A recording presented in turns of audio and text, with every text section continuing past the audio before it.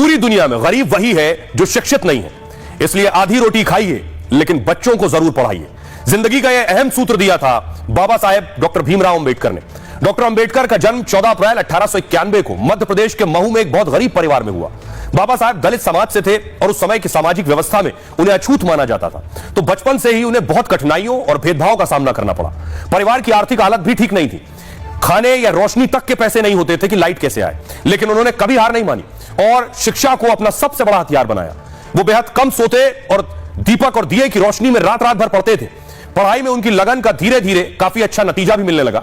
मुंबई विश्वविद्यालय से लेकर अमेरिका और लंदन की यूनिवर्सिटी में उन्होंने पढ़ने का मौका मिला। अपने जमाने के वो सबसे ज्यादा पढ़े लिखे नेता और विचारक थे।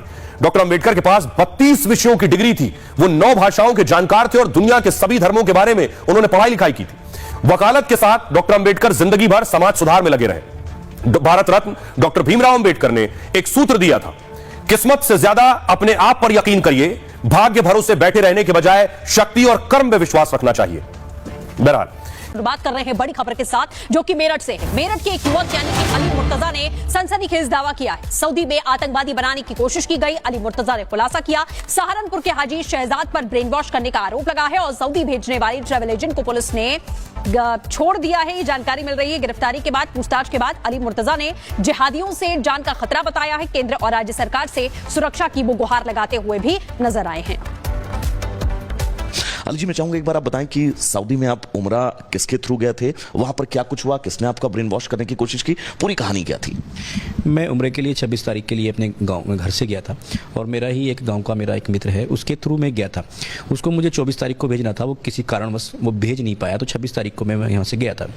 रोजे चल रहे थे तो कोई ऐसी हमें कोई ज़्यादा, क्योंकि हम सारे दिन फास्ट रखते थे तो और इबादत वगैरह करते थे, तो हमें कोई ऐसी कोई खास ज़्यादा समस्या उस टाइम पर नहीं हो पा रही थी और हम होटल भी कम आ जा रहे थे, हम हरम में ही अपना समय बिता रहे थे। जब बीच बीच में मैं आता था तो मैं बताता था कि मैंने अपने एजेंट से बात करता था कि भाई यहाँ बहुत गंदगी है, इसकी थोड़ी व्यवस्था कराओ। तो उसने क्या कि भाई एक व्यक्ति है जो सहारनपुर का है, उसका नाम हाजी शहजाद है, मैं उसको तुम्हें नंबर देता हूँ, वो आपसे आएगा और मिलेगा और आपकी सारी व्यवस्थाएं ठीक करा देगा। तो वो आया तो उसने मुझे 2 दिन बड़ा अच्छा से ट्रीट किया, बड़ा अच्छा फील कराया और उसने फिर मुझे धीरे धीरे मुझसे बात करनी शुरू करी कि भाई आप जो जब हम रात को होटल वगैरह आ जाते थे कि भाई इंडिया में देखे कैसे देश को प्रताड़ित किया जा रहा है मुसलमानों को, वो नए नए टॉपिक लाता था मेरा माइंड चेंज करने के लिए। मैं उससे कहता था कि मैं इस मुद्दे के लिए यहाँ नहीं आया हूँ, देश है, लोकतंत्र है, वहाँ ये सब मुद्दे चलते रहते हैं, मैं तो यही इबादत करने के लिए आया हूँ। वो मुझसे कहता था नहीं कि आप जैसे लोग अगर आगे नहीं आएंगे तो कौन आएगा। तो उस संबंधी में मुझे वो प्रलोभन देता था, सारी चीज़ें करता था। एक दिन उसने मुझे कहा कि अभी आप जो है मैं आपको जियारत करा के लाता हूँ। जियारत मीन्स जो वहाँ हिस्टोरिकल जगह हैं उन्हें घुमाने के लिए लेके जाते हैं, तो मुझे अपना पासपोर्ट दे दीजिए। तो मैंने निसंकोच मैंने पासपोर्ट दे दिया, क्योंकि मेरे एजेंट ने नाम सजेस्ट किया था, तो मुझे कोई दिक्कत नहीं थी और मुझे वहाँ की जानकारी भी नहीं थी कि पासपोर्ट देते हैं या नहीं देते हैं, कि मैं पहली बार में गया था मैं। तो उसके बाद उस व्यक्ति ने मुझे अपना जो उसका मेन मोटिव था उसका, कि उसने वो मुझे अपना जग जाहिर शुरू किया कि आपको जो है मेरा जो सीरिया में बहुत बड़ा नेटवर्क है, मैं वहाँ लड़ाके बनाता हूँ, आप वहाँ चले जाइए, मैं आपको $50,000 महीने का दिलाऊँगा मैं आपको। इस तरह की उन्होंने मुझे बातें करी शुरू। मैंने उसकी किसी बात पर इंटरेस्टेड नहीं हुआ। तो फिर उसके बाद में मैंने कहा कि भाई आप मेरे साथ इस तरह के व्यवहार मत कीजिए, मैं यहाँ और किसी काम के लिए आए, आप मुझसे कुछ और करा रहे हैं। कह रहे हैं अभी नहीं, मैंने देखा आपको क्या, मैंने आपके बारे में जानकारी करी है, आप बहुत यंगस्टर हैं, आप बहुत आवाज़ उठाते हैं, इस तरह की उसने की। मैंने कि मैं कहीं कोई आवाज़ नहीं उठाता, मैं अपने जो काम है वो सही से करता हूँ बस।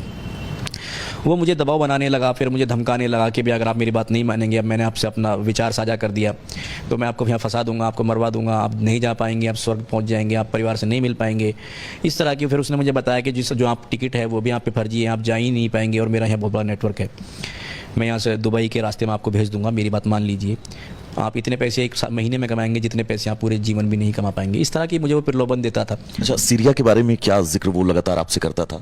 सीरिया के बारे में बोलता था कि मैं आपको वहाँ कमांडर बनाऊंगा, 150 के जो फौजी वगैरह होते हैं वो आपके पीछे चलेंगे, आपका नाम होगा, आपके यहाँ परिवार को हम पूरे अच्छी तरीके से रखेंगे, इस तरह के मुझे वो लालच देता था। और मैं बहुत ज़्यादा वहाँ प्रताड़ित था किसी तरतीब से। मैंने जो वीडियो के माध्यम से जो मैंने वो शेयर किया व्हाट्सएप स्टेटस फेसबुक से, मैं यहाँ से वो लोगों ने उसको देखा, लोग मेरे मदद के लिए पहुँचे, भारत सरकार ने मेरी मदद की। मोदी जी से मैं अपील करता हूँ कि इस व्यक्ति के विरुद्ध जो है कड़ी कानूनी कार्रवाई की जाए, जो ये शहजाद नाम का जो व्यक्ति है ये। और मैं चाहूँगा कि कोशिश